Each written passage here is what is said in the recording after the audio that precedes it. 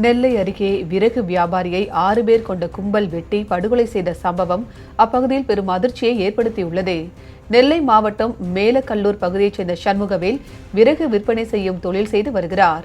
இவர் மாடசாமி கோவில் அருகே நண்பர்களுடன் பேசிக் கொண்டிருந்த போது இருசக்கர வாகனத்தில் ஹெல்மெட் அணிந்து வந்த 6 பேர் கொண்ட கும்பல் அவரை சரமாரியாக வெட்டிவிட்டு தப்பி ஓடியது. இதில் படுகாயமடைந்த சண்முகவேல் மருத்துவமனைக்கு செல்லும் வழியிலேயே பரிதாபமாக உயிரிழந்தார். சண்முகவேல் குடும்பத்தினருக்கும் அதே பகுதியைச் சேர்ந்த மற்றொரு தரப்பிற்கும் இடையே ஏற்கனவே முன்விரோதம் இருந்தது தெரியவந்துள்ளது. இதையடுத்து இந்த கொலை சம்பவத்திற்கு அவர்கள்தான் காரணம் என கூறி சண்முகவேல் உறவினர்கள் அவர்களது வீட்டை சூறையாட முயற்சித்தனர். இதைத் தொடர்ந்து அப்பகுதியில் பதற்றமான சூழல் நிலவுவதால் ஏராளமான போலீசார் குவிக்கப்பட்டுள்ளனர்.